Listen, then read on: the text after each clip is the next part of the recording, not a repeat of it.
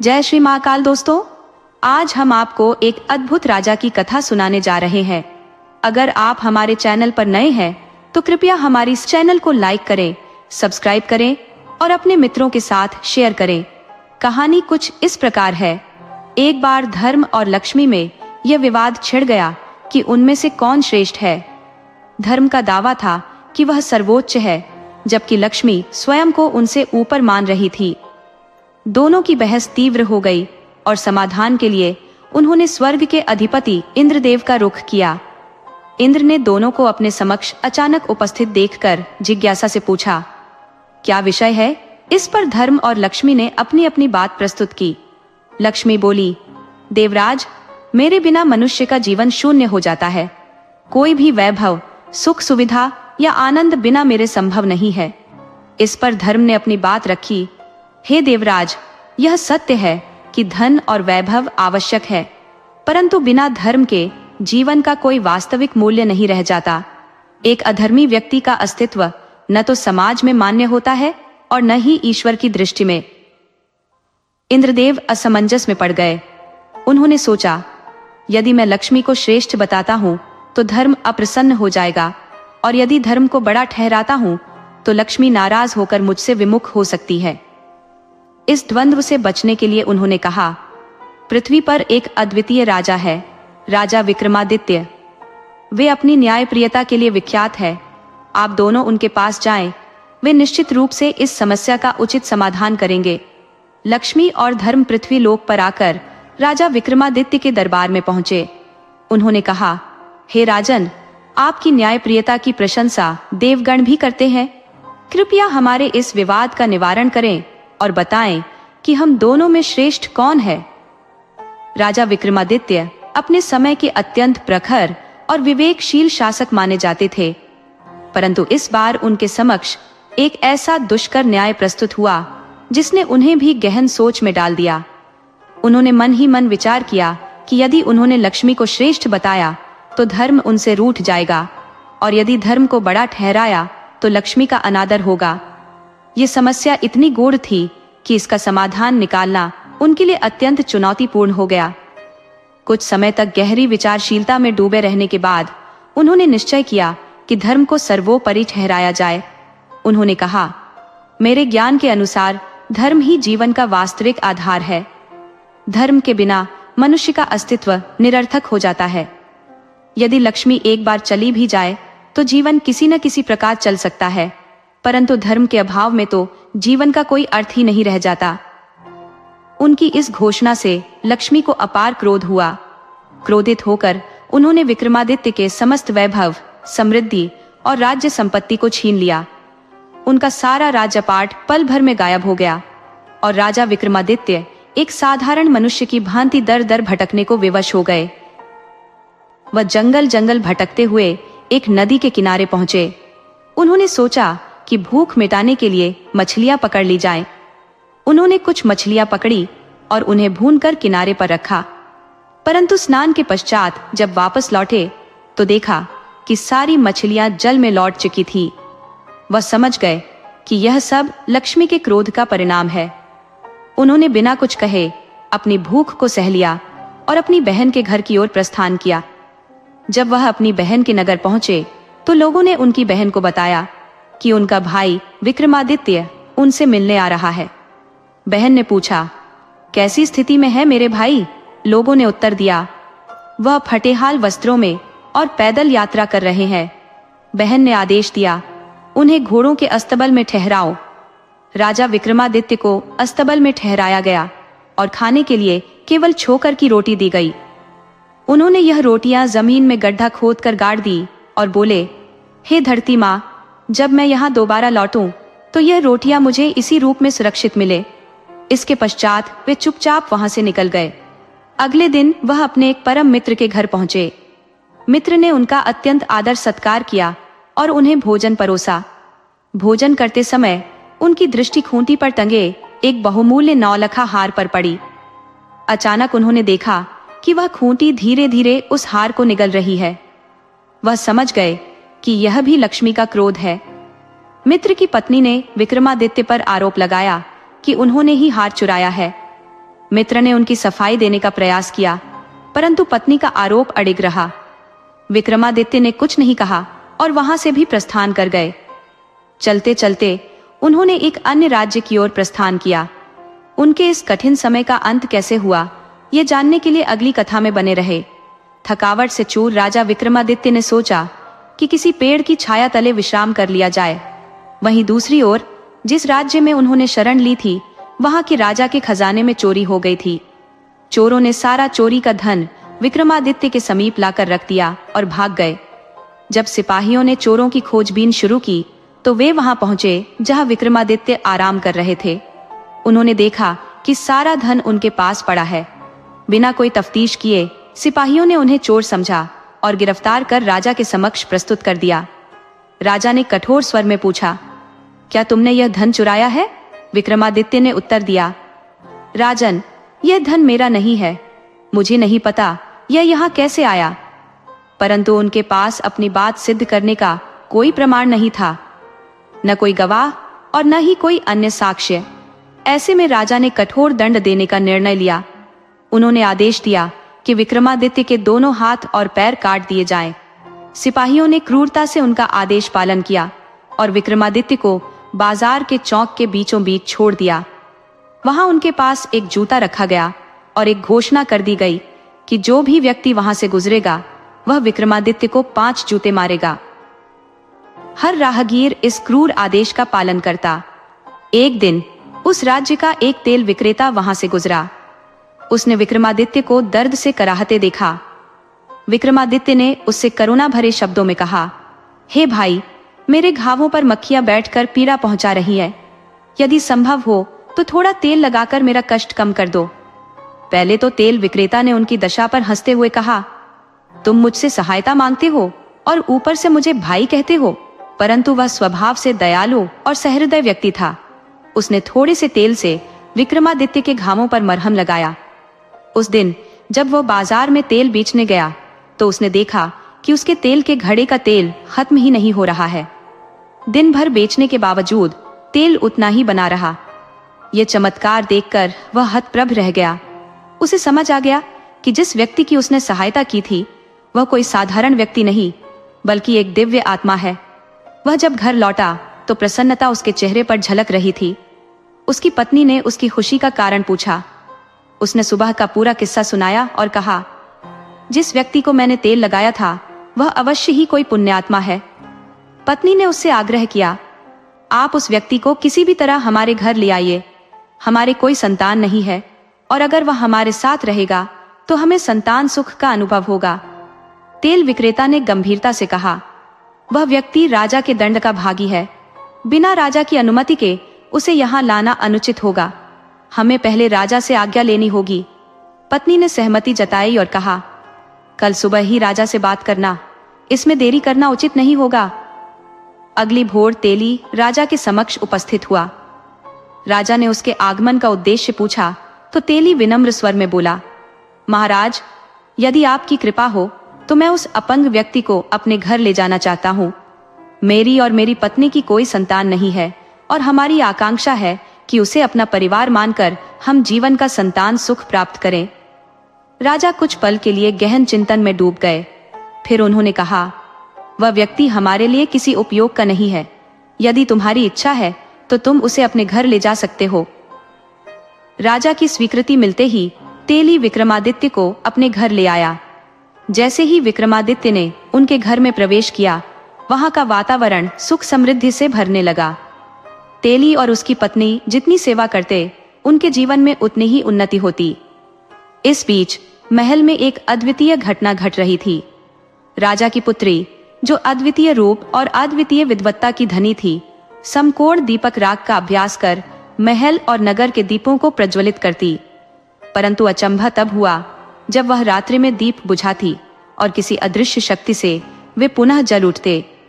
2-3 दिनों तक ऐसा लगातार होने पर राजकुमारी को यह यकीन हो गया कि राज्य में कहीं न कहीं राजा विक्रमादित्य अवश्य है, क्योंकि दीपक राग में प्रवीणता केवल विक्रमादित्य जैसे महान व्यक्तित्व के पास हो सकती थी।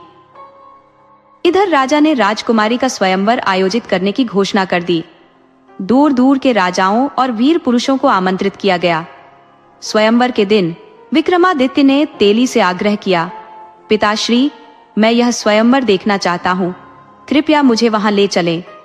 तेली ने उन्हें समझाने का प्रयास किया, बेटा तुम चल फिर नहीं सकते, भीड़ भाड़ में कहीं चोट लग गई तो समस्या हो जाएगी। लेकिन विक्रमादित्य के अटल आग्रह के समक्ष वह झुक गया और बोला, प्रातःकाल मैं तुम्हें स्वयंवर में ले चलूंगा। इसी बीच एक सैनिक राजा का संदेश लेकर पहुंचा। उसने तेली से कहा, राजा ने आदेश दिया है कि सुबह तक 100 घड़े तेल महल में पहुंचा दिया जाए। तेली ने विस्मय से कहा, यह असंभव है, इतने कम समय में मैं 100 घड़े तेल कैसे निकाल सकता हूं? सैनिक ने कठोरता से कहा, यह राजा का आदेश है, यदि तुमने इसे पूरा नहीं किया तो तुम्हें दंड भुगतने के लिए तैयार रहना होगा। तेली यह सुनकर व्याकुल हो गया। उसने सोचा कि इतनी बड़ी मात्रा में तेल निकालना उसके बस की बात नहीं है। चिंता में डूबा वह विक्रमादित्य के पास पहुंचा। विक्रमादित्य ने उसकी उदासी का कारण पूछा। तेली ने अपनी समस्या बताई और कहा, राजा ने सुबह तक 100 घड़े तेल मांगा है, जो कि मेरे लिए असंभव है। मुझे समझ नहीं आ रहा कि क्या करूं। तब राजा विक्रमादित्य ने मुस्कुराते हुए कहा, पिताश्री, आप तनिक भी चिंता न करें, मुझ पर विश्वास रखें। कल प्रातः तक आपके लिए 100 घड़े तेल अवश्य तैयार होंगे। तेली को विक्रमादित्य की असाधारण शक्तियों का अनुमान था। उसने बिना किसी संकोच के राजा के निर्देशानुसार 100 घड़े तेल के पात्र जुटा लिए। सैनिकों ने वे पात्र तेली के घर में रख दिए। रात्रि होते ही विक्रमादित्य ने तेली और उसकी पत्नी से कहा, अब आप दोनों निश्चिंत होकर विश्राम करें, मैं अकेला ही यह कार्य संपन्न कर लूंगा। ये सुनकर तेली की पत्नी विस्मित होकर बोली, बेटा तुम्हारे हाथ पैर भी नहीं है, तुम बैलों को कैसे चलाओगे और तेल कैसे निकालोगे? विक्रमादित्य ने शांत स्वर में उत्तर दिया, माँ आप निश्चिंत होकर सो जाएं, मैं सारा कार्य भलीभांति कर लूंगा। रात्रि के अंधकार में विक्रमादित्य ने चमत्कारिक ढंग से 100 घड़े तेल निकाल दिया। जब सुबह सैनिकों ने तेल भरे हुए घड़े देखे तो वे हतप्रभ रह गए। तेली और उसकी पत्नी को भी यह प्रतीति हो गई कि विक्रमादित्य कोई साधारण मनुष्य नहीं, बल्कि दिव्य शक्ति से संपन्न है। अब उनके मन से हर प्रकार की चिंता समाप्त हो गई। अगले दिन तेली ने विक्रमादित्य को स्नान कराकर स्वच्छ वस्त्र पहनाए और उन्हें स्वयंवर स्थल से थोड़ी दूरी पर ले जाकर बैठा दिया। उधर राजमहल में स्वयंवर की भव्य सभा सजी हुई थी। राजकुमारी, जो सौंदर्य और बुद्धिमत्ता की प्रतिमूर्ति थी, सभा में उपस्थित राजाओं और राजकुमारों को ध्यानपूर्वक देख रही थी। जब राजकुमारी को वर चुनने के लिए माला दी गई तो उसकी दृष्टि उपस्थित राजाओं में किसी पर भी नहीं रुकी। उसे किसी भी राजकुमार में वह तेजस्विता दिखाई नहीं दी जिसकी वह अपेक्षा कर रही थी। तभी उसकी निगाह दूर बैठे विक्रमादित्य पर पड़ी। उस अपंग व्यक्ति के मुखमंडल का अद्वितीय तेज देखकर वह समझ गई कि यही राजा विक्रमादित्य है। राजकुमारी ने निश्चय पूर्वक माला उठाई और सभा को चौंकाते हुए सीधे विक्रमादित्य के पास जाकर उनके गले में डाल दी। यह दृश्य देखकर वहां उपस्थित सभी राजा, राजकुमार और प्रजाजन विस्मित रह गए। सभी ने यह मान लिया कि राजकुमारी से यह निर्णय अनजाने में हुआ है। महल के लोगों ने राजकुमारी को शांत करने के प्रयास किए। उसे माला वापस देकर समझाया गया कि वह दोबारा सोच समझकर सही व्यक्ति का चयन करे। लेकिन इस बार भी राजकुमारी ने विक्रमादित्य को ही चुना और पुनः माला उनके गले में डाल दी। इस घटना से राजमहल में कोलाहल मच गया। वहां उपस्थित लोग सोचने लगे कि इतनी सुंदर और गुणवान राजकुमारी आखिर एक अपाहिज व्यक्ति को क्यों चुन रही है। राजा और राजकुमारों का क्रोध चरम पर था, लेकिन राजकुमारी के दृढ़ संकल्प ने अंततः सभी को चुप करा दिया। राजकुमारी के पिता क्रोधित होकर बोले, यदि आपकी पुत्री को किसी अपाहिज से ही विवाह करना था तो हमें और अन्य राजाओं को आमंत्रित करके अपमानित करने की क्या आवश्यकता थी। राजा अत्यंत लज्जित थे, किंतु सामाजिक परंपराओं का निर्वाह करना हर माता पिता का कर्तव्य होता है। इसी कारण उन्होंने अपनी पुत्री का विवाह उस अपाहिज व्यक्ति से संपन्न करवा दिया। विवाह के पश्चात राजकुमारी विदा होकर राजा विक्रमादित्य के साथ उस तेली के घर आ गई। तेली और उसकी पत्नी के मन में चिंता थी कि राजकुमारी, जो महलों के विलासितापूर्ण जीवन की अभ्यस्त थी, उनके साधारण जीवन में कैसे सामंजस्य बिठा पाएगी। किंतु राजकुमारी ने उनकी चिंताओं को व्यर्थ साबित कर दिया। उसने सहजता और सरलता से उनके साथ घुल मिलकर रहना आरंभ कर दिया। एक दिन विक्रमादित्य ने राजकुमारी से कहा कि उन्हें हिरण का मांस खाने की इच्छा है। उन्होंने उससे अनुरोध किया कि वह अपने भाइयों के पास जाकर ताजा शिकार किए गए हिरण का मांस ले आए। राजकुमारी अपने पति की इच्छा का सम्मान करना चाहती थी, भले ही उसका मन अपने भाइयों से कुछ मांगने के लिए तैयार न था। वह अनमने भाव से महल पहुंची। जब उसकी भाभियों ने उसके आगमन का कारण पूछा तो उसने पति की इच्छा को अपनी इच्छा बताकर हिरण के मांस का निवेदन किया। लेकिन भाभियों ने उसका उपहास उड़ाते हुए कहा, यदि तुम्हें ऐसा शौक था तो किसी योग्य राजकुमार का चयन करती। तुम्हारा पति तो स्वयं का भी भरण पोषण नहीं कर सकता। उनकी कटु वाणी सुनकर राजकुमारी आहत हुई, परंतु वह चुपचाप वापस लौट आई और विक्रमादित्य को सारी बात बताई। विक्रमादित्य ने धैर्यपूर्वक कहा, चिंता मत करो, अब तुम उनसे मेरा घोड़ा और तलवार मांग लाओ। जब राजकुमारी जाने लगी तो उन्होंने उसे एक रुमाल देते हुए कहा, यदि वे घोड़ा और तलवार देने में आनाकानी करें तो यह रुमाल दिखा देना, वे तुरंत मान जाएंगे। राजकुमारी पुनः महल पहुंची, जहां उसकी भाभियों ने फिर से उसका मजाक बनाया। उसने इस बार दृढ़ता से कहा, मैं हिरण का मांस मांगने नहीं, राजा विक्रमादित्य का घोड़ा और तलवार लेने आई हूं। महल में मौजूद लोग, जो पहले ही उस घोड़े और तलवार की असीम शक्ति और आतंक से भयभीत थे, यह सुनकर सहम गए। उसकी भाभी ने मन ही मन यह निश्चय किया कि अगर वह दोनों वस्तुओं को यहाँ से लेकर जाएगी तो यह उनके पक्ष में भी एक लाभदायक अवसर सिद्ध होगा। इसीलिए उन्होंने सहमति दी कि राजकुमारी को तलवार और घोड़े को शहर से लाने की अनुमति मिलनी चाहिए। जब राजकुमारी उन दोनों को लेने पहुंची तो विचित्र घटना घटी। तलवार सांप में परिवर्तित होकर उसे डसने को तैयार हो गई और घोड़ा बेकाबू होकर उग्रता से खड़ा हो गया। घबराई हुई राजकुमारी को कुछ समझ नहीं आया। तभी उसे विक्रमादित्य की वह सलाह याद आई जिसमें उन्होंने कहा था, यदि स्थिति हाथ से बाहर हो जाए तो मेरा रुमाल दिखाना। उसने फौरन अपना रुमाल निकालकर दिखाया। रुमाल देखते ही तलवार और घोड़ा दोनों शांत हो गए। राजकुमारी ने झिझकते हुए तलवार उठाई और घोड़े की लगाम थाम ली। वह दोनों वस्तुएं लेकर तेली के घर वापस विक्रमादित्य के पास आ गई। शाम ढलते ही विक्रमादित्य ने राजकुमारी से कहा, मुझे घोड़े पर चढ़ा दो, आज मैं शिकार खेलने जाऊंगा। राजकुमारी को उनकी बात पर हैरानी हुई। उसने पूछा, आप इस स्थिति में घोड़े की सवारी कैसे करेंगे? लेकिन विक्रमादित्य की जिद के आगे वह हार गई। उसने तेली की सहायता से उन्हें घोड़े पर चढ़ा दिया। बिना किसी सहारे के वह घोड़े से गिरने लगे। यह देखकर राजकुमारी की आंखें भर आईं। उसने अपनी भावनाओं को छिपाने के लिए चेहरा दूसरी ओर घुमा लिया। इसी बीच उसे महसूस हुआ कि जैसे किसी ने घोड़े की लगाम को थाम लिया हो। उसने तुरंत पलटकर देखा और चकित रह गई। विक्रमादित्य अब पूरे आत्मविश्वास के साथ घोड़े पर सवार थे। ये देखकर वह खुशी से भर गई, लेकिन उसके मन में यह जानने की उत्सुकता भी जाग उठी कि आखिर यह सब कैसे संभव हुआ। विक्रमादित्य ने उसे आश्वासन दिया, शिकार से लौटने के बाद सब कुछ बता दूंगा।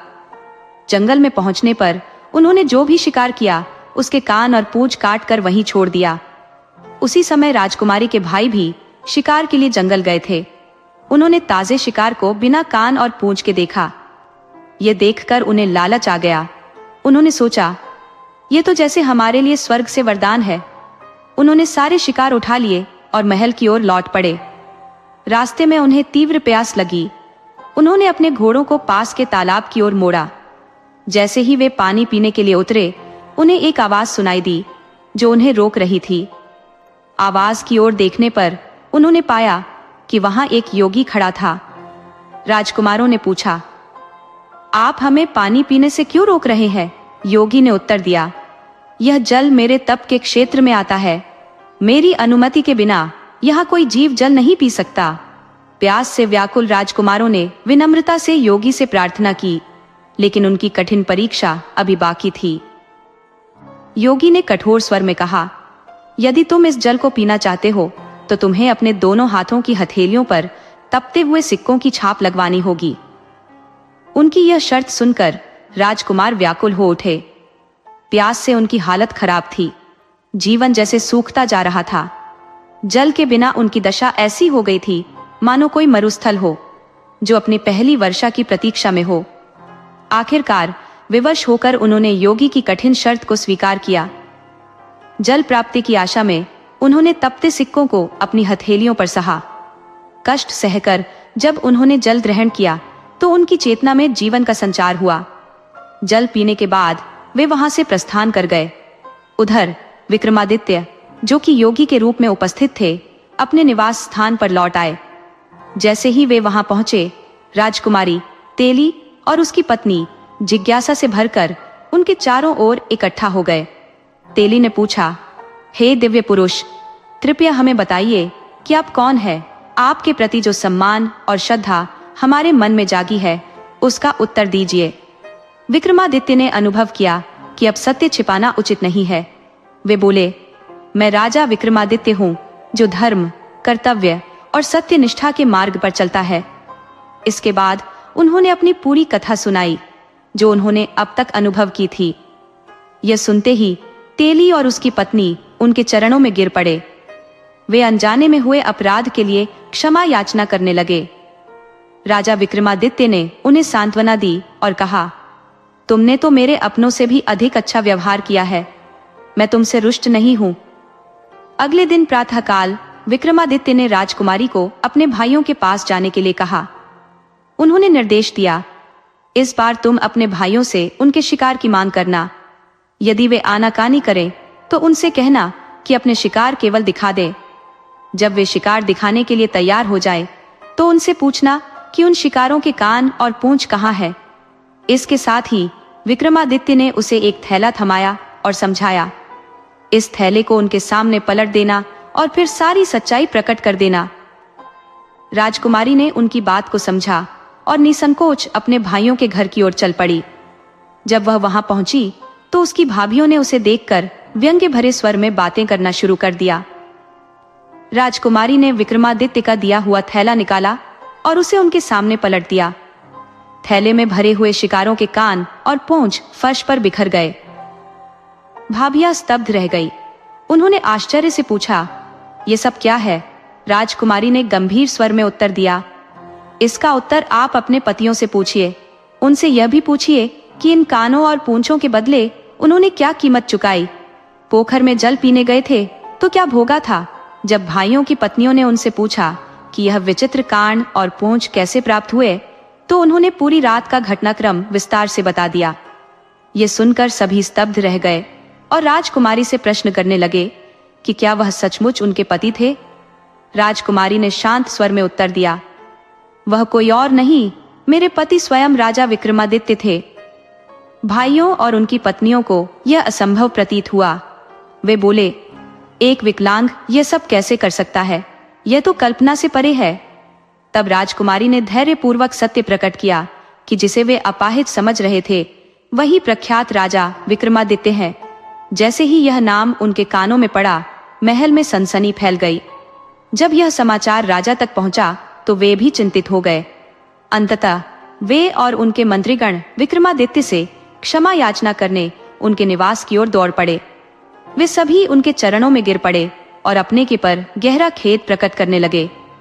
राजा विक्रमादित्य ने उन्हें सांत्वना दी और कहा, आप व्यथित न हो। यह तो मेरे धर्म और आपकी निष्ठा की परीक्षा थी। समय ने आपकी बुद्धि पर आवरण डाल दिया था। मैं आपसे रुष्ट नहीं हूं। यह सुनकर सभी का हृदय हल्का हो गया। इसके पश्चात राजा ने अपनी पुत्री और राजा विक्रमादित्य की भरपूर आवभगत की। कुछ दिन वहां ठहरने के बाद उन्होंने सम्मान पूर्वक राजा विक्रमादित्य को विदा किया और उनके साथ धन संपत्ति का भंडार भी दिया। विक्रमादित्य ने अपने सैनिकों को आदेश दिया, अब मेरी बहन के नगर की ओर प्रस्थान करो। जब वे वहां पहुंचे तो बहन को पहले ही गुप्तचरों से यह समाचार प्राप्त हो चुका था। उसने तुरंत कर्मचारियों को उनके भव्य स्वागत की तैयारी के लिए आदेश दिया। जब विक्रमादित्य नगर पहुंचे तो उनकी बहन ने स्वयं उनके स्वागत में अद्वितीय पकवान बनाए, लेकिन विक्रमादित्य ने उन व्यंजनों को स्वीकार करने से इनकार कर दिया। उन्होंने अपनी बहन को उस कोठरी में ले जाकर दिखाया जहां पहले उन्होंने उन्हें ठहराया था।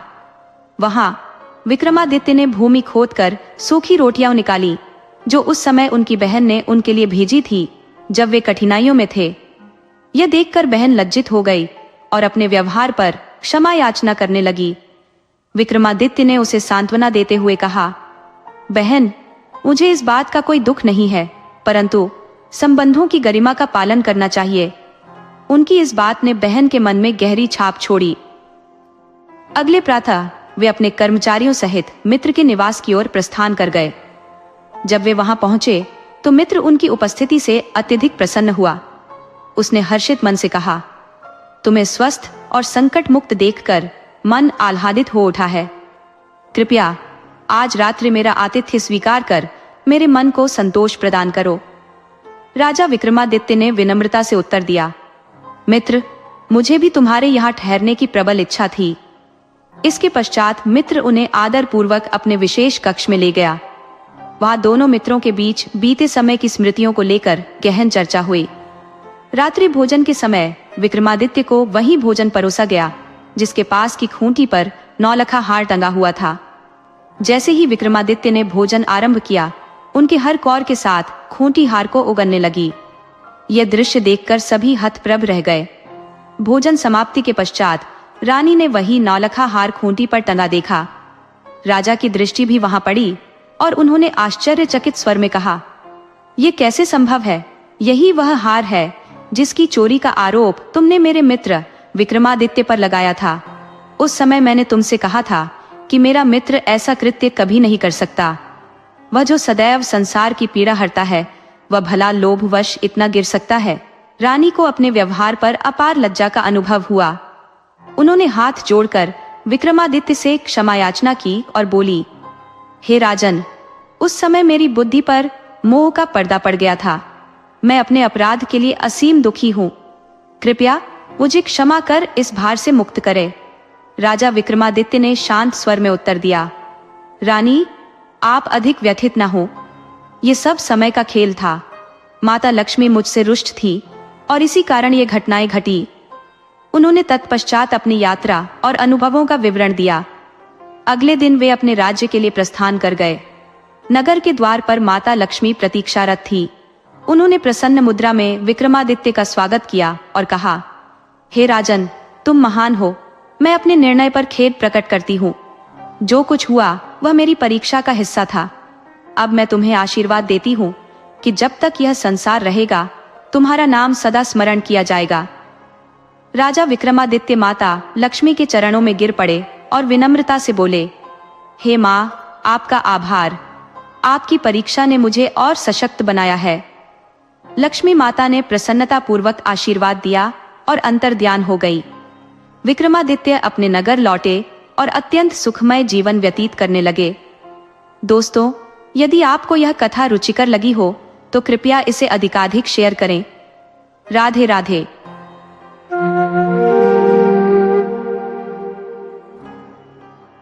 एक बार एक आश्रम था जहां एक गुरु अपने शिष्यों को निस्वार्थ भाव से ज्ञान का प्रकाश देते थे।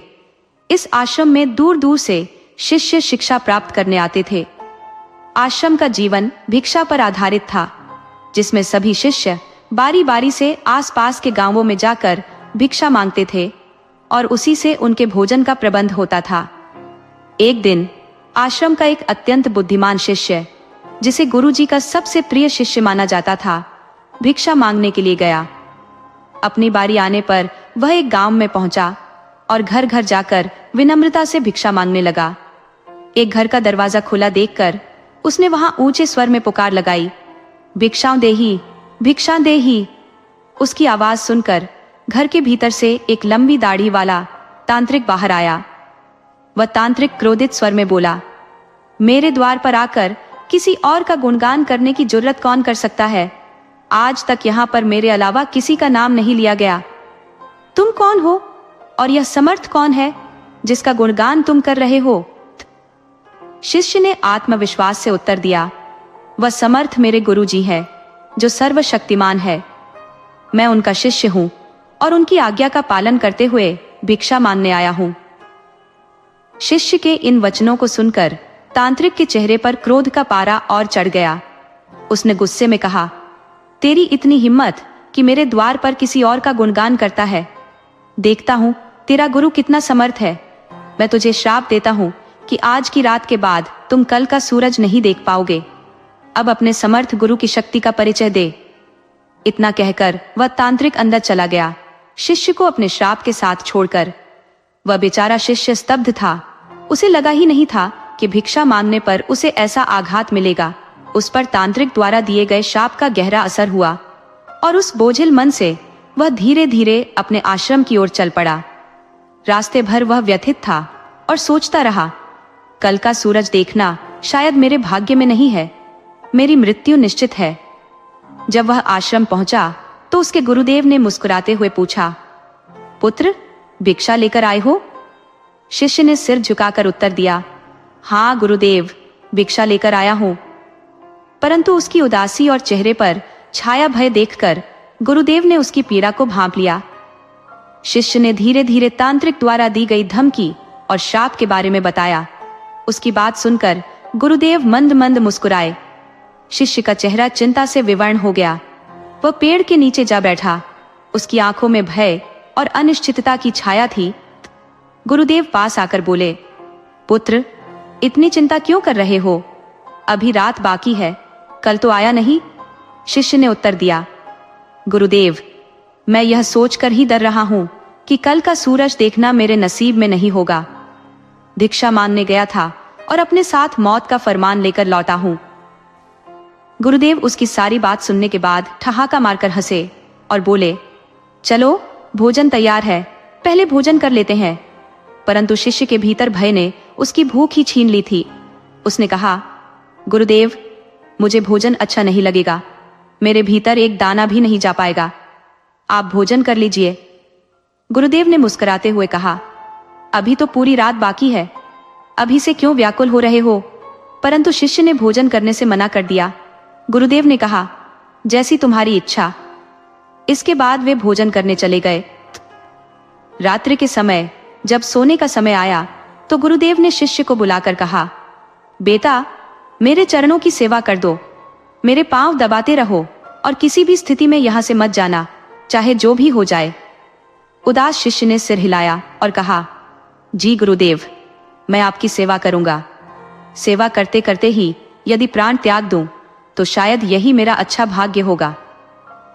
गुरुदेव ने उसकी ओर देखकर कहा, पुत्र, यह सेवा पूरी श्रद्धा से करना और चाहे जो भी परिस्थिति आए चरण सेवा में अडिग रहना। गुरु की आज्ञा मानते हुए शिष्य ने दृढ़ता से 3 बार यह संकल्प किया कि वह किसी भी परिस्थिति में गुरु के चरण नहीं छोड़ेगा, चाहे कुछ भी क्यों ना हो जाए। गुरु ने उसे इस निश्चय में दृढ़ किया और फिर शांति से सो गए। शिष्य अपने संकल्प के प्रति समर्पित था और पूरे मन से गुरु के चरण दबाने में तल्लीन हो गया। रात्रि का पहला प्रहर बीत रहा था जब तांत्रिक ने अपनी प्रतिज्ञा को पूरा करने के लिए एक देवी का रूप धारण कर सोने, चांदी, हीरे और मोती से भरी एक थैली लेकर भेजा। वह दरवाजे पर प्रकट हुई और बोली, पुत्र, आओ और यह धन संपदा ग्रहण कर लो। शिष्य ने उत्तर दिया, यदि आप इसे देने आए हैं तो कृपया मेरे पास आकर दीजिए, मैं अपने गुरु के चरण नहीं छोड़ सकता। देवी ने बार बार उसे समझाने का प्रयास किया, परंतु शिष्य अपने निश्चय से टस से मस नहीं हुआ। अंततः हार मानकर वह वापस लौट गई। रात्रि के दूसरे प्रहर में तांत्रिक ने एक मायावी शक्ति का सहारा लिया और शिष्य की मां का रूप धारण करके भेजा।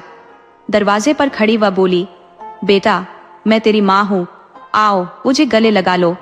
शिष्य ने अपनी मां के दर्शन किए और भावुक हो गया, परंतु वह अपने संकल्प पर अडिग रहा। उसने कहा, मां, मुझे क्षमा करें, मैं गुरु चरण की सेवा कर रहा हूं और इस सेवा को बीच में छोड़कर आपके पास नहीं आ सकता। मां के रूप में आई वह माया देवी तरह तरह से उसे अपने पास बुलाने की कोशिश करती रही, पर शिष्य अपनी निष्ठा में अडिग रहा। अंततः हारकर वह भी वहां से लौट गई। रात्रि का अंतिम प्रहर आ चुका था। इस बार तांत्रिक ने यमदूत के रूप में एक भयंकर राक्षस को भेजा, जो आकर गर्जना करते हुए बोला, तेरी मृत्यु का समय आ चुका है, उठ और मेरे साथ चल। परंतु शिष्य अपनी गहरी आस्था और संकल्प के साथ उत्तर देता है, चाहे मृत्यु स्वयं मेरे सामने खड़ी हो, चाहे यह महाकाल ही क्यों न हो, मैं अपने गुरु के चरण नहीं छोड़ सकता। यदि मेरे प्राण यहीं लेने हैं तो यहीं आकर ले जाओ, परंतु गुरुचरण का त्याग मैं नहीं करूंगा। उसकी निष्ठा और समर्पण को देखकर हर मायावी शक्ति पराजित हो गई। रात का अंधेरा विदा लेने को था और आसमान पर हल्की उजास फैलने लगी थी। इस दौरान गुरुदेव भी नींद से जागे और अपने शिष्य की ओर देख हंसते हुए बोले, अरे सुबह हो गई शिष्य, क्या यह वही दिन नहीं है जिसे तुम अपनी मृत्यु का दिन मान रहे थे? तांत्रिक का श्राप भी कभी विफल नहीं होता, ये तो तुम्हारा विश्वास था। शिष्य के मन में बीती रात की स्मृतियां उमड़ने लगी। उसने गुरुदेव को पूरी कथा सुनाई, कैसे एक देवी प्रलोभन देकर उसे धन संपदा देने आई, फिर मां का रूप लेकर एक मायावी शक्ति उसे अपने आलिंगन में बुलाने आई और अंत में स्वयं यमदूत मृत्यु का संदेश लेकर प्रकट हुआ। परंतु हर परीक्षा में उसने गुरु के चरण नहीं छोड़े। शिष्य की इस निष्ठा से गुरु अत्यंत प्रसन्न हुए। गुरुदेव बोले, यह तुम्हारी अटूट श्रद्धा और समर्पण का प्रतिफल है। किसी शिष्य के जीवन में सद्गुरु की आज्ञा पालन का वही महत्व होता है जो किसी योद्धा के लिए उसकी शस्त्र विद्या का होता है। जिस शिष्य के जीवन में गुरु की कृपा होती है, उसके सामने काल भी नतमस्तक होता है। प्रभु श्री कृष्ण और प्रभु राम ने भी सदैव अपने गुरु की आज्ञा का पालन किया और यही उनकी महानता थी। गुरु की यह वाणी सुनकर शिष्य की आंखों में आंसू छलक आए और उसने गुरु के चरण पकड़ लिए। उसकी निष्ठा, उसका समर्पण, उसकी भक्ति अब और भी गहरी हो चुकी थी। अंत में गुरुदेव ने कहा, गुरु की कृपा से ही मृत्यु जैसी अपरिहार्य शक्ति भी परास्त हो सकती है। जो सच्चे हृदय से गुरु की सेवा करता है, उसका मार्ग हर बाधा से मुक्त हो जाता है। इस प्रकार गुरु और शिष्य का यह दिव्य संबंध एक अमर कथा बन गया, जो सदियों तक शिष्यों के लिए प्रेरणा का स्रोत बना रहेगा।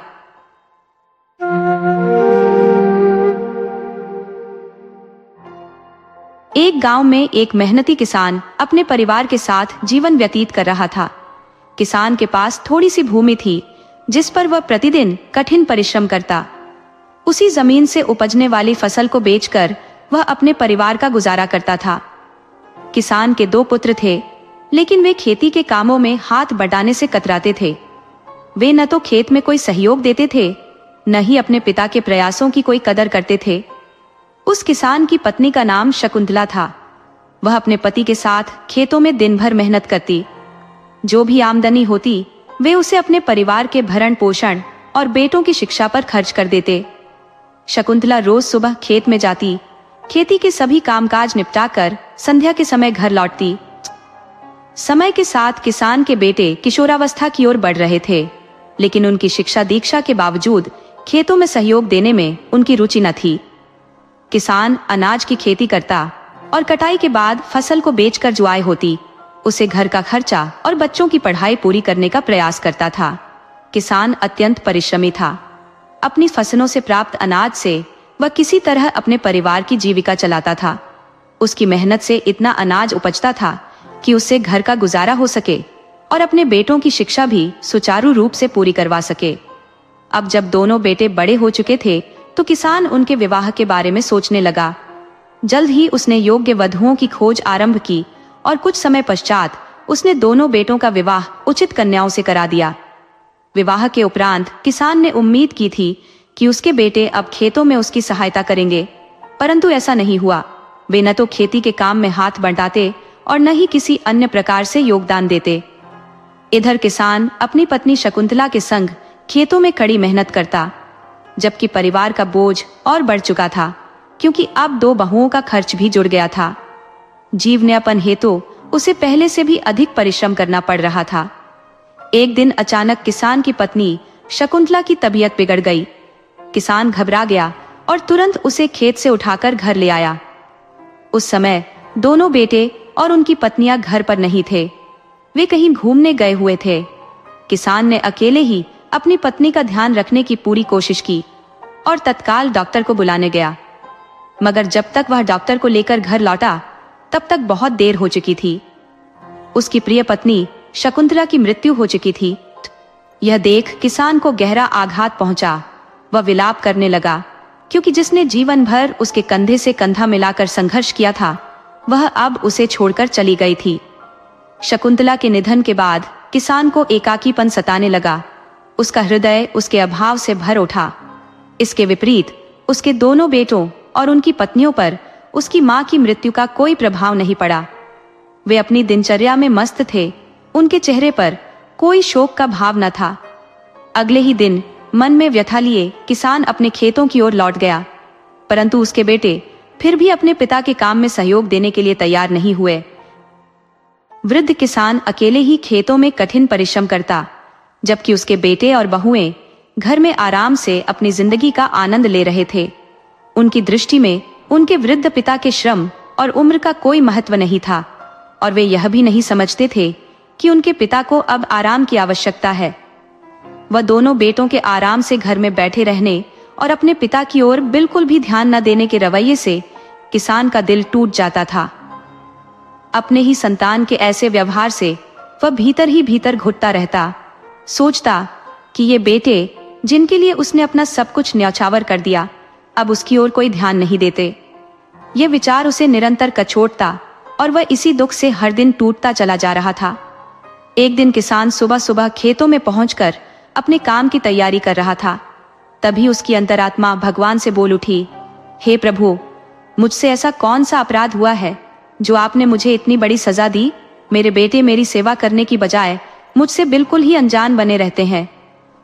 इस गहरे आहत मन से उसे दिल में अचानक दर्द महसूस हुआ और अकेलेपन के बोझ तले दबे किसान को हार्ट अटैक आ गया, जिससे उसकी दर्दनाक मृत्यु हो गई।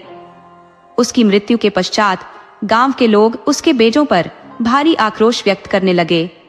सभी ने उन्हें ताने दिए कि उनकी निष्ठुरता और अवहेलना ने ही उनके पिता को समय से पहले मृत्यु की ओर धकेला। किसान, जो गांव में अपनी सज्जनता और उदारता के लिए विख्यात था, उसके साथ अपने ही बेटों ने ऐसा व्यवहार किया था। ये सुनकर दोनों भाइयों को अत्यधिक शर्मिंदगी महसूस हुई। गांव के मुखिया ने भी उन बेटों को फटकार लगाई और कहा, यदि तुमने अपने पिता का साथ दिया होता, उनकी मदद की होती, तो वे आज हमारे बीच होते। इस बात पर गांव वाले भी हाँ में हाँ मिलाने लगे और तब दोनों भाइयों को गहरी शर्मिंदगी का सामना करना पड़ा।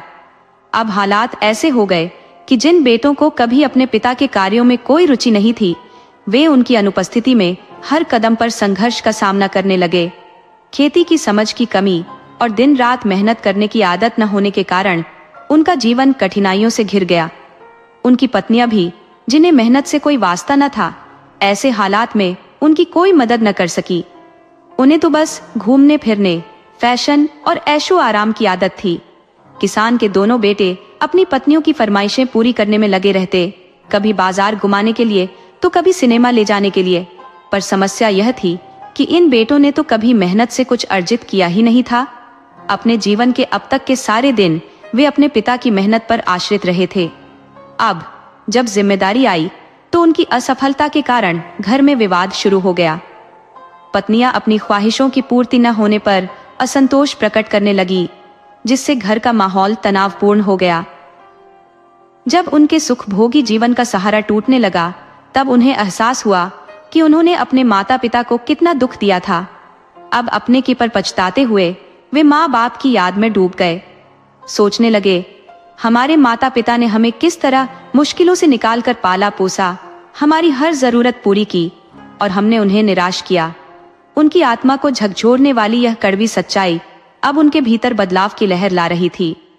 दोनों भाइयों ने संकल्प लिया कि वे अपने माता पिता की तरह खेती करेंगे। भले ही उन्हें खेती का कोई अनुभव न था, पर यह संकल्प उनके हृदय में दृढ़ हो गया था। कहते हैं, अभ्यास से कठिन कार्य भी संभव हो जाता है। धीरे धीरे दोनों भाई खेती के गुण सीखने लगे। शुरुआत में कई बार उनकी फसलें बर्बाद हुई, पर समय के साथ थोड़ी बहुत सफलता मिलने लगी। अब दोनों भाई खेत में कठिन परिश्रम करने लगे। हर पसीने की बूंद में वे अपने माता पिता की स्मृतियों को संजोते, सोचते कि किस प्रकार उनके माता पिता ने निस्वार्थ भाव से उनकी देखभाल की और बदले में उन्हें केवल निराशा मिली। धीरे धीरे मेहनत का फल मिलने लगा और उन्हें खेती का सलीका आ गया। फसलें लहलहाने लगी और उनके घर में अन्न के साथ साथ कुछ आय भी होने लगी, जो पहले भूख और अभाव की परछाई बन चुकी थी। पत्नियों को भी अब समझ आने लगा कि जब तक उनके पति कमाई नहीं करेंगे, तब तक उनकी इच्छाएं और आराम पूरे नहीं हो सकते। पति ने उन्हें समझाया कि पहले उन्होंने बिना किसी मेहनत के भोजन और आराम का सुख भोगा था, लेकिन अब समय बदल गया है। पत्नियों ने भी स्थिति को समझते हुए घर के काम में और अपने पतियों के प्रयासों में हाथ बटाना शुरू कर दिया। धीरे धीरे उनकी तकदीर बदलने लगी। फसलें तैयार होती, जिन्हें बाजार में बेचकर वे अपने गुजारे के लिए धन अर्जित करते। पर एक अफसोस दिल में हरदम कचोटता रहता कि उन्होंने अपने माता पिता की कभी कद्र नहीं की। ये पछतावा अब उनके जीवन का एक स्थायी हिस्सा बन चुका था। अब जब वे किसी दुखी या असहाय को देखते तो अपना उदाहरण प्रस्तुत करते हुए उन्हें यह सलाह देते, हमारी तरह मत बनो, अपने माता पिता का सम्मान करो, उनकी सेवा करो। वे हमारे लिए इतने कष्ट उठाते हैं और बदले में हमसे केवल प्रेम और देखभाल चाहते हैं। इस प्रकार किसान के दोनों बेटे और उनकी पत्नियां जीवन में सुधार की राह पर चल पड़े। कठिन श्रम और पश्चाताप की अग्नि ने उनके जीवन को फिर से संवार दिया और धीरे धीरे उनके भी अच्छे दिन आने लगे।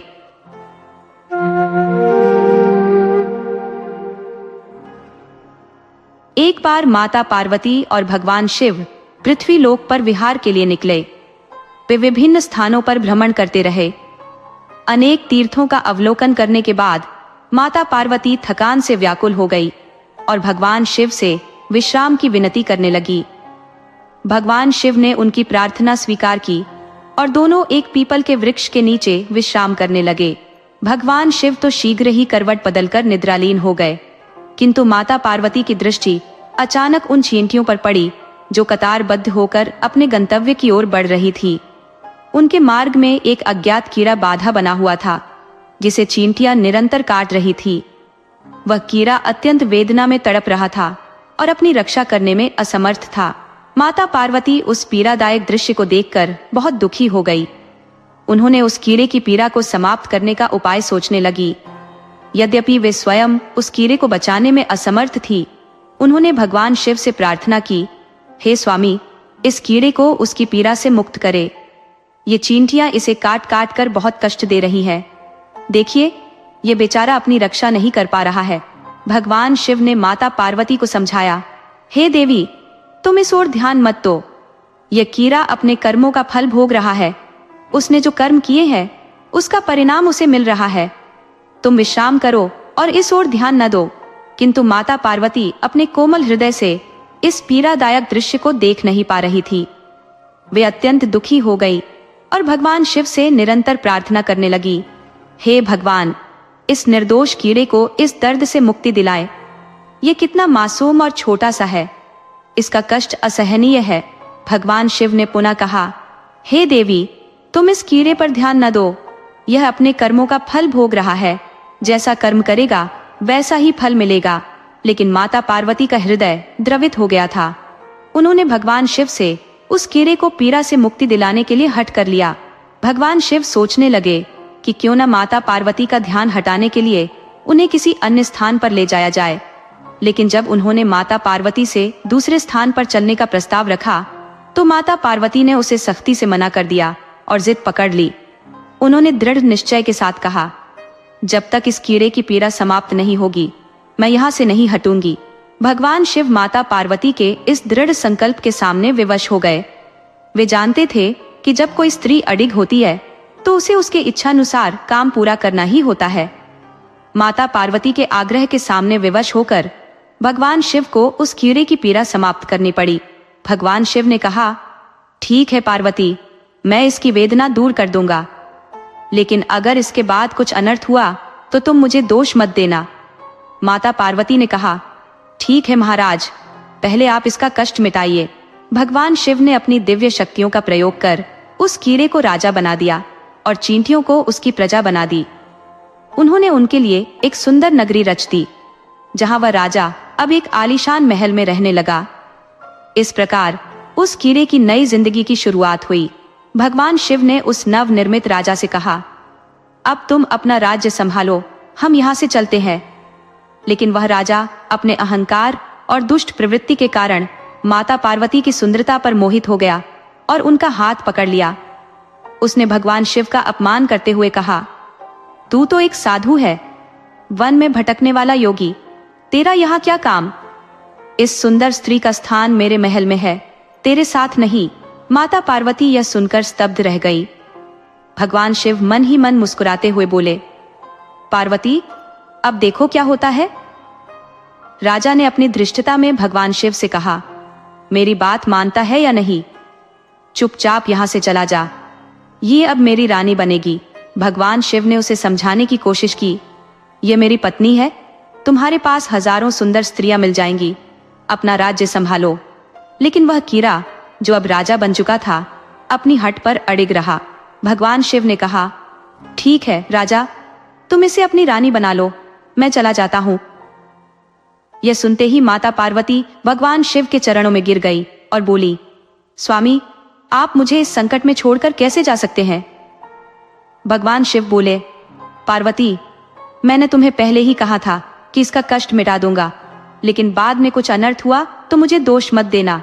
माता पार्वती ने कहा, हे नाथ, मुझे क्षमा करे, जो मैं कर्म सिद्धांत को नहीं समझ सकी।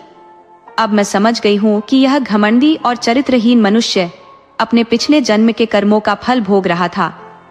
इस जीवन में इसने अवश्य ही बहुत पाप किए होंगे, जिनका दंड इसे कीड़े के रूप में भुगतना पड़ा। भगवान शिव प्रसन्न होकर बोले, पार्वती, तुमने जिद करके इसका कष्ट मिटाया, परंतु अब तुम कर्म सिद्धांत को समझ चुकी हो। फिर भगवान शिव ने अपनी शक्तियों से उस राजा को पुनः कीड़ा बना दिया और उसकी प्रजा को छींटिया बना दिया। पूर्व जैसी परिस्थिति पुनः स्थापित हो गई। माता पार्वती और भगवान शिव फिर अपने मार्ग पर चल पड़े। माता पार्वती सोचने लगी, मैंने तो दया कर इस कीड़े की मदद की थी, परंतु यह मेरे लिए ही कठिन हो गया। महादेव मुस्कुराते हुए बोले, पार्वती, तुम जिद करती हो, लेकिन नहीं जानती कि कौन किस कर्म का फल भोग रहा है।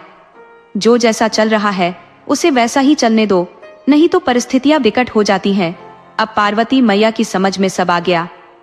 भगवान भोलेनाथ ने कहा, पार्वती, मदद करो, लेकिन अपने सच्चे भक्तों पर ध्यान दो। इन कीड़े मकोड़ों का जन्म ही उनके कर्मों के कारण होता है।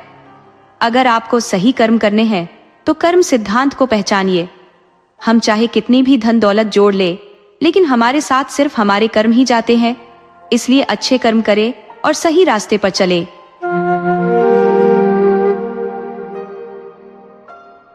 आज हम आपको एक राजकुमार और उसके मित्र की एक अनोखी कहानी सुनाएंगे कि क्यों राजकुमार के मित्र ने उसकी आंखें निकाल ली। यदि आप हमारे चैनल पर नए हैं तो कृपया हमारे चैनल को लाइक, सब्सक्राइब और शेयर करना न भूलें। बहुत समय पहले की बात है। रामगढ़ नामक एक राज्य था, जहां एक राजा का शासन था। राजा का राज्य दूर दूर तक फैला हुआ था। राजा एक अद्वितीय दयालुता के प्रतीक थे और प्रजा के कल्याण के लिए दिन रात परिश्रम करते थे। वे अक्सर वेश बदलकर अपने राज्य का भ्रमण करते, ताकि यह सुनिश्चित कर सके कि कोई भी व्यक्ति दुखी न हो। जिसे भी सहायता की आवश्यकता होती, राजा तुरंत उसकी मदद करते। इसी कारण उनके राज्य में हर ओर सुख शांति का माहौल था और प्रजा उनकी प्रशंसा में कसीदे पढ़ती थी। राजा के जीवन में एकमात्र संतान, एक पुत्र, काफी वर्षों बाद पैदा हुआ था। इसी कारण राजा और रानी उसे असीम स्नेह करते थे। रानी बहुत ही धार्मिक और संस्कारी थी। वे प्रतिदिन भगवान की पूजा अर्चना करती और उनके द्वार पर आने वाले साधु संत या भिक्षु कभी खाली हाथ नहीं लौटते थे। वे भोजन कराकर और दान देकर उनकी विदाई करती थी। राजा का एक मंत्री था, जो ऊपर से तो वफादारी का दिखावा करता था, लेकिन भीतर ही भीतर राजा से ईर्ष्या करता था। वह सदा अवसर की ताक में रहता था कि कब उसे ऐसा मौका मिले जिससे वह राजा के साथ विश्वासघात कर सके और पूरे राज्य पर कब्जा जमा सके। मंत्री का एक पुत्र भी था और मंत्री ने अपने पुत्र के मन में यह बात भर दी थी कि उसे राजकुमार बनना है, चाहे इसके लिए किसी भी हद तक जाना पड़े। राजा और मंत्री के पुत्र लगभग हमउम्र थे।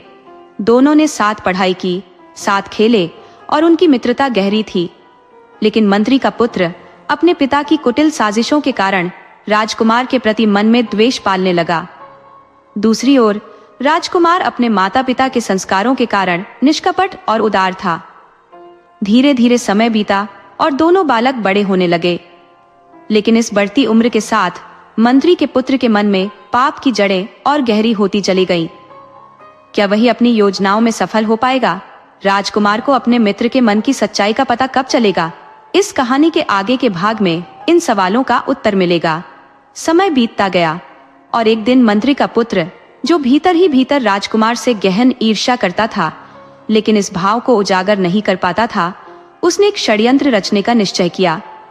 उसका लालच और महत्वाकांक्षा उसे प्रेरित करने लगे कि क्यों न वह राजकुमार को किसी सुदूर स्थान पर ले जाकर खत्म कर दे। उसने अपनी योजना को क्रियान्वित करने के लिए राजकुमार के समक्ष एक भोलेपन का मुखौटा ओढ़ लिया और प्रस्ताव दिया, मित्र, क्यों न हम दोनों देश भ्रमण पर चले और नई नई जगहें देखें। राजकुमार, जिसे सदा से देश घूमने की अभिलाषा थी, बोला, मेरा भी मन है, किंतु पिताजी से आज्ञा लेना कठिन होगा।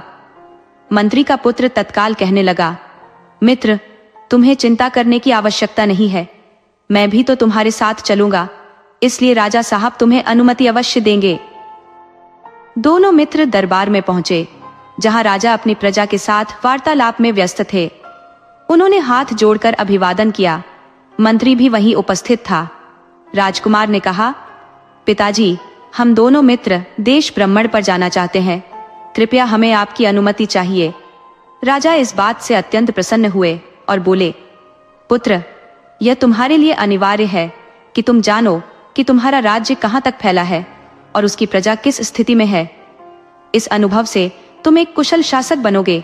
जाओ, समाज के रीति रिवाजों को जानो और बाहरी दुनिया को देखो। मंत्री, जो अपनी कुटिल योजना के कारण भीतर ही भीतर उल्लसित था, राजा की सहमति में सहमत हो गया। अनुमति प्राप्त होते ही राजकुमार और मंत्री का पुत्र आवश्यक सामान लेकर यात्रा पर निकल पड़े। यात्रा के दौरान चलते चलते वे एक घने जंगल में पहुंच गए। यह स्थान निर्जन था और दूर दूर तक कोई गांव दिखाई नहीं दे रहा था।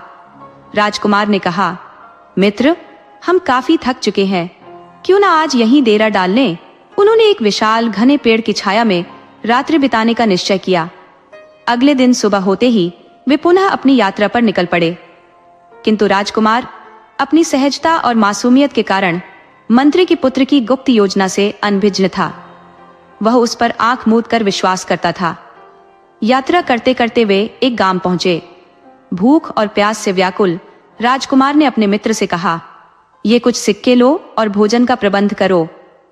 मंत्री का पुत्र सहमति में सिर हिलाते हुए गांव की ओर बढ़ा, किंतु उसका मन कुटिल योजना में व्यस्त था। कुछ समय बाद वे पुनः जंगल में पहुंचे। वहां एक विशाल वृक्ष के नीचे, जिसकी छांव अत्यंत शीतल थी, राजकुमार आराम करने लगा। उसकी मासूमियत उसे मंत्री के पुत्र की मंशाओं को समझने से रोक रही थी, लेकिन जल्द ही घटनाओं का एक अप्रत्याशित मोड़ आने वाला था। पास ही एक विस्तृत तालाब था, जिसके चारों ओर हरियाली से सुसज्जित खुला मैदान फैला हुआ था। दोनों ने सहमति जताई कि आज रात का ठिकाना यही होगा। मंत्री का पुत्र भीतर ही भीतर प्रसन्न था, क्योंकि गांव की सीमा से बाहर आकर अब उसकी कपटी योजना को अंजाम देने में कोई अड़चन नहीं थी। भोजन और पानी की व्यवस्था करने के बहाने मंत्री का पुत्र बाजार की ओर निकल पड़ा। वहां पहुंचकर उसने पहले अपनी भूख मिटाई और मनपसंद व्यंजन खाए। उसने राजकुमार के लिए भी थोड़ा सत्तू और कुछ सामान खरीद लिया। जब वह वापस लौटा तो राजकुमार उसे देखकर उत्साहित हो गया। उसकी भूख और थकावट उसके चेहरे पर साफ झलक रही थी। राजकुमार ने मित्र से कहा, मित्र, क्या कुछ खाने के लिए लाए हो? मंत्री का पुत्र बनावटी उदासी के साथ बोला, मित्र, यहाँ खाने का सामान मिलना बहुत कठिन है, मैं जितना संभव हो सका यही लेकर आया हूँ। राजकुमार ने मुस्कुराते हुए उत्तर दिया, कोई बात नहीं मित्र, तुमने पूरी कोशिश की, यही पर्याप्त है, मैं इसी से संतोष कर लूंगा। पास के तालाब से पानी लाकर उसने सत्तू को उसमें घोलकर पी लिया। जिसने जीवन भर चटपटे और स्वादिष्ट व्यंजनों का आनंद लिया था, वह आज भूख से विवश होकर साधारण सत्तू का सहारा ले रहा था। भोजन के बाद राजकुमार पेड़ की छाया में गहरी नींद में सो गया। मंत्री का पुत्र अपनी घातक योजना के लिए सही समय की प्रतीक्षा करने लगा। जैसे ही राजकुमार गहरी नींद में डूब गया, मंत्री का पुत्र उसकी ओर बढ़ा। उसके भीतर का छल अब चेहरे पर साफ झलक रहा था। उसने चुपके से राजकुमार का गला दबाने की कोशिश की, लेकिन राजकुमार मरा नहीं, बल्कि बेहोश हो गया। इसके बाद उसने अपनी कुटिलता की पराकाष्ठा दिखाते हुए एक तेज चाकू से राजकुमार की आंखें निकाल ली और उन्हें अपने पास रख लिया। अपनी योजना को पूर्ण मानकर उसने राजकुमार की पिटाई की ताकि उसके जीवित रहने की कोई संभावना न रहे। उसे मृत समझकर वह सारा धन लूटकर जंगल से तेजी से निकल गया।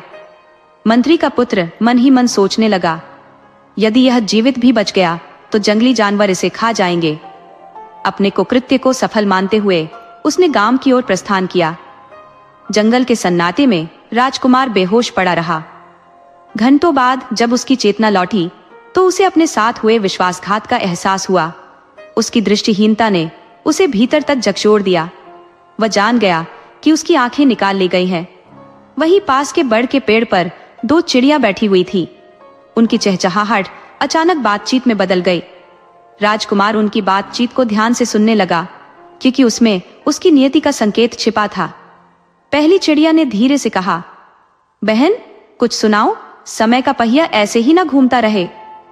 दूसरी चिड़िया उत्तर में बोली, क्या सुनाऊं, मन में तो कुछ कहने को बचा नहीं है। पहली चिड़िया ठहरी ना और बोली, देखो बहन, ये बेचारा राजकुमार कैसी दुर्दशा में पड़ा है। मंत्री का पुत्र इसे छल से धोखा देकर चला गया। आजकल मित्रता का नाम मात्र का विश्वास रह गया है। जिनकी मित्रता के चर्चे थे, आज वही छल कपट के घाव देने लगे हैं। राजकुमार, जो पंछियों की भाषा का ज्ञान रखता था, उनके संवाद को ध्यान से सुन रहा था। वह बेहोशी का नाटक करते हुए उनकी हर बात समझने का प्रयत्न करने लगा। पहली चिड़िया ने गंभीर स्वर में कहा, बहन सुन, यदि कोई अंधा व्यक्ति इस वट वृक्ष के पत्ते तोड़े और उनके रस को अपनी आंखों पर लगाए तो उसकी दृष्टि वापस लौट सकती है। दूसरी चिड़िया ने भी रहस्यमयी बात जोड़ दी, और यदि इस पेड़ के नीचे भूमि को खोदा जाए तो वहां अकूत खजाना मिलेगा। लेकिन ध्यान रहे, यहाँ के धन की रक्षा बाघ और बाघिन करते हैं, जो हर दिन इस स्थान पर आते हैं और अपनी गंध से इसे डरावना बनाए रखते हैं। पहली ने बात आगे बढ़ाई, इस पेड़ पर एक सुनहरी चिड़िया भी आती है। वह ऐसा मधुर गीत गाती है कि कानों में मिश्री घुल जाए। यदि कोई उस चिड़िया को मारकर भूनकर खा ले तो उसका शरीर असाधारण शक्ति से भर जाएगा। उसकी ताकत ऐसी हो जाएगी जैसे पत्थर में भी जान आ जाए। राजकुमार, जो इन गुप्त बातों को सुन रहा था, भीतर ही भीतर चौंक गया। उसने साहस जुटाया और धीरे धीरे पेड़ के पास पहुंचा। उसने अनुभव के सहारे पेड़ के तने को महसूस किया और ऊपर चढ़ने लगा।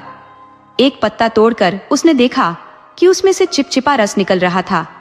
उसने उंगलियों से रस लेकर अपनी आंखों पर लगाया। क्षण भर में ही उसकी दृष्टि लौट आई। प्रकाश का स्पर्श पाकर वह आनंद से भर गया। उसकी आंखों में चमक लौट आई और हृदय कृतज्ञता से भर गया। अब वह सुनहरी चिड़िया के इंतजार में पेड़ पर बैठा रहा। चिड़िया आई, गाना गाया और उड़ गई। अगले दिन उसने चिड़िया को पकड़ लिया और उसे मारकर भूनकर खा गया। उसके शरीर में अप्रत्याशित बल आ गया। वर्षों की भूख और थकान मानो पल भर में मिट गई। अब वह जमीन खोदने के लिए तत्पर हो गया जहां चिड़िया ने खजाने की बात कही थी। उसने सोचा, जब बाकी बातें सत्य निकली तो यह भी झूठी नहीं हो सकती। राजकुमार बुद्धिमान था, लेकिन यारी दोस्ती में धोखे का स्वाद छक चुका था। अब वह अपने इरादे को पूरा करने के लिए गांव की ओर बढ़ा। गांव पहुंचकर उसने लोगों से पूछा, क्या यहाँ कोई ऐसा है जो मजदूरी कर सके?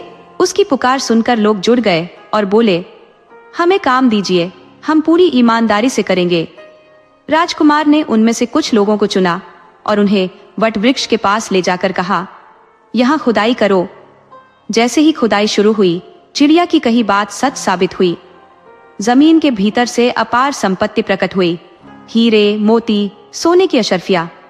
राजकुमार ने सारा खजाना इकट्ठा करवाया और हर मजदूर को सोने की एक एक अशर्फी देकर विदा कर दिया।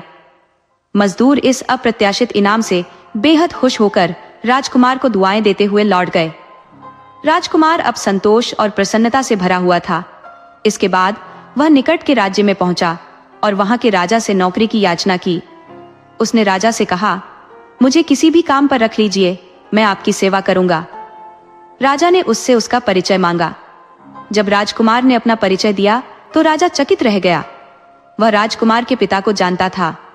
दोनों परिवारों में गहरी मित्रता और रिश्तेदारी थी। राजा ने राजकुमार को अपने महल में रख लिया। राजा की पुत्री ने जैसे ही राजकुमार को देखा, वह उसके व्यक्तित्व से प्रभावित हो गई। उधर राजकुमार भी राजकुमारी के रूप सौंदर्य से मंत्रमुग्ध हो गया। राजा ने मन ही मन सोचा कि यदि मेरी पुत्री का विवाह इस राजकुमार से हो जाए तो यह सबसे उपयुक्त होगा। राजकुमार ने राजा को अपने पूरे जीवन की कथा सुनाई, जिससे राजा आश्वस्त हुआ कि यह वही राजकुमार है जिसे वह अपनी पुत्री का वर बनाना चाहता था। इसके बाद दोनों का विवाह हुआ। राजा ने अपनी बेटी के साथ खूब सारा धन, घोड़े, सैनिक और सेवक सेविकाएं उपहार में दी। राजकुमार अब एक संपन्न रियासत का स्वामी बन गया। शादी के बाद एक दिन राजकुमार ने अपनी पत्नी से कहा, हमारे पास भगवान का दिया सब कुछ है। मैं चाहता हूं कि तुम चौराहे पर बैठकर जरूरतमंदों को दान दिया करो। यह हमारे पूर्वजों की आत्मा को भी शांति देगा। राजकुमारी इस बात से बहुत खुश हुई और रोज शाम को चौराहे पर बैठकर दान देने लगी। राजकुमार को पता था कि मंत्री का लालची पुत्र एक दिन यहाँ से अवश्य गुजरेगा। वह इसी प्रतीक्षा में था कि उससे हिसाब किताब चुकता कर सके। आखिरकार एक दिन ऐसा अवसर आया।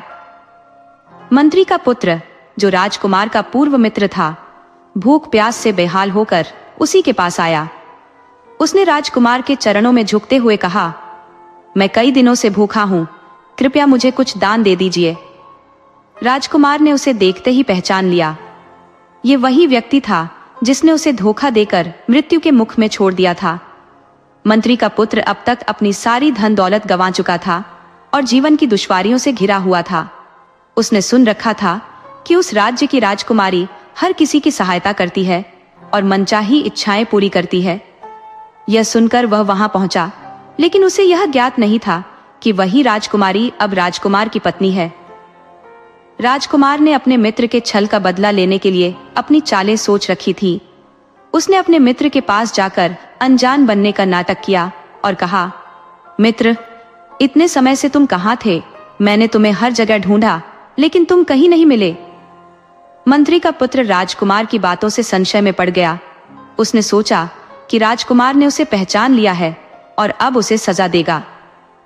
कुछ दिनों तक राजकुमार ने अपने मित्र को दया और अपनापन दिखाया, लेकिन मंत्री का पुत्र भीतर ही भीतर डर और अपराध बोध से भर गया। अंततः वह राजकुमार के पैरों पर गिरकर रोने लगा और बोला, मुझे क्षमा कर दीजिए, मुझसे बहुत बड़ी गलती हो गई। राजकुमार ने उसे उठाया और कहा, तुम्हारी गलती ने ही मुझे इस मुकाम तक पहुंचाया है। तुम्हारी वजह से मैं आज राजा बन पाया हूं, लेकिन मुझे तुम्हारे साथ हुई सारी घटनाएं याद है। फिर राजकुमार ने उसे उन दो पक्षियों की कहानी सुनाई जिनकी बातें सुनकर उसका जीवन बदल गया था।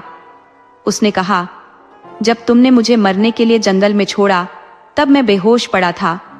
वहीं दो चिड़िया आपस में बातें कर रही थी। उन्होंने कहा कि इस पेड़ का पत्ता, जिसके दूध को आंखों में लगाया जाए, दृष्टि को अद्वितीय बना देता है। वहीं दूसरी चिड़िया ने बताया कि यह पेड़ धन और सौभाग्य का स्रोत है। मंत्री का पुत्र यह सुनकर चकित रह गया। वह समझ गया कि राजकुमार ने अपनी बुद्धिमानी और भाग्य के सहारे जीवन को फिर से संवारा और अब उसे अपने कृत्य का प्रायश्चित करना होगा। मैंने 2 दिनों तक प्रतीक्षा की। सोनारी चिड़िया ने गाना गाया और मैंने उसे पकड़कर खा लिया। इसके फलस्वरूप मेरी ताकत अभूतपूर्व हो गई और मेरा शरीर वज्र के समान सुदृढ़ हो गया। फिर तीसरी बात, चिड़िया ने बताया कि उस पेड़ के नीचे प्रचुर मात्रा में धन दबा हुआ है। इसके बाद मैं गांव गया और वहां से कुछ मजदूरों को लेकर खुदाई करवाई। उस खुदाई में मुझे अत्यधिक संपदा और विलासिता प्राप्त हुई। तब मैंने मंत्री के पुत्र से पूछा, अब तुम अपनी यह दशा कैसे पहुंचे? मंत्री का पुत्र राजकुमार की ओर देखने लगा। घबराहट उसके चेहरे पर स्पष्ट थी। उसने अपनी बात छिपाने की कोशिश करते हुए कहा, मित्र, जब लोग तुम्हें मारने आए थे तब मैंने यह देख लिया, लेकिन डर के कारण वहां से भाग गया। उसने यह सोचा कि राजकुमार को सच्चाई का पता नहीं है और वह सहानुभूति बटोरने का प्रयास कर रहा था। राजकुमार ने मन ही मन उसकी धूर्तता पर मुस्कुराते हुए कहा, अच्छा, तो अब तुम मेरे पास रहो, जब तक मन करे यहीं रहो। लेकिन मंत्री के पुत्र के भीतर लालच जन्म ले चुका था। उसने कहा, राजकुमार, मैंने तुम्हारे साथ जो कुछ किया वह बहुत बुरा था। कोई डाकू नहीं आए थे, मैंने ही तुम्हें मारने की कोशिश की थी। तुम्हारी आंखें भी मैंने निकाल ली थी। राजकुमार केवल यह सच्चाई उसके मुंह से सुनना चाहता था।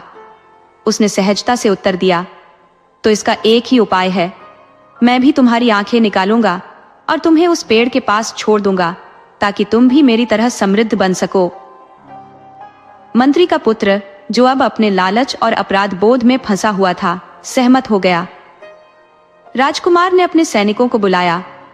मंत्री के पुत्र को जंगल ले जाया गया। वहां उसकी आंखें निकाली गई और उसे वहीं छोड़ दिया गया। अब वह असहाय और बेबस हो चुका था। उसने भगवान से मदद की गुहार लगाई, लेकिन उसकी करनी ने उसे इस हाल तक पहुंचाया था। शाम को जब शिकार पर निकली बाघिन ने उसे देखा तो उसे मारकर खा गई। इस घटना के बाद राजकुमार महल में लौट आया। राजकुमारी ने उससे पूछा, महाराज, आपके मित्र कहाँ है? राजकुमार ने पूरी कहानी सुनाई। ये सुनकर राजकुमारी ने कहा, आपने जो किया वह न्यायपूर्ण था। इसके बाद राजकुमार ने कहा, मुझे अपने माता पिता की याद आ रही है। अब समय आ गया है कि मैं अपने राज्य की जिम्मेदारी संभालूं और उनकी सेवा करूं। राजकुमारी के पिता ने सहर्ष उन्हें अनुमति दी और वे अपने राज्य की ओर प्रस्थान कर गए। जब राजकुमार अपनी पत्नी को लेकर अपने राज्य वापस आया तो उसने देखा कि वहां मंत्री ने राजा को बंदी बनाकर कारागार में डाल रखा था। परिस्थितियां अत्यंत विषम थी, लेकिन जैसे ही राजकुमार ने महल में कदम रखा, मंत्री ने तीव्रता से पूछा, मेरा पुत्र कहाँ है? राजकुमार ने शांत स्वर में उत्तर दिया, पहले मेरे माता पिता को मुक्त करो, तभी मैं तुम्हारे पुत्र के विषय में कुछ कहूंगा। मंत्री को यह बात नागवार गुजरी, लेकिन विकल्पहीन होकर उसे राजकुमार की बात माननी पड़ी। इसके पश्चात राजकुमार ने कहा, तुम्हारा पुत्र अब इस संसार में नहीं है। उसका लोभ उसे विनाश की ओर ले गया। राजकुमार ने पूरी घटना विस्तार से सुनाई कि किस प्रकार मंत्री के पुत्र ने उसके साथ विश्वासघात किया, उसकी आंखें छीन ली और कैसे ईश्वर की कृपा से उसे न केवल अपनी आंखें वापस मिली बल्कि अनंत संपदा भी प्राप्त हुई। अंत में उसने कहा, तुम्हारा पुत्र उसी लालच में गया जहां मेरे साथ दुर्घटना हुई थी, लेकिन उसकी नियति ने उसे बाघ का शिकार बना दिया। यह सुनते ही मंत्री अपने पुत्र के लिए विलाप करने लगा। राजकुमार ने कहा, यह रही तुम्हारे पुत्र की अस्थियां, अब तुम उसका अंतिम संस्कार कर सकते हो। मंत्री ने दुख में अपना माथा पकड़ लिया और कहा, जिस पुत्र के लिए मैंने गद्दारी की वही अब इस दुनिया में नहीं है। मैं अब जीवित रहकर क्या करूंगा? राजा ने यह सुनकर आदेश दिया, मंत्री ने जो विश्वासघात किया है उसके लिए इसे कठोरतम दंड दिया जाना चाहिए। इसने जिस थाली में खाया उसी में छेद किया।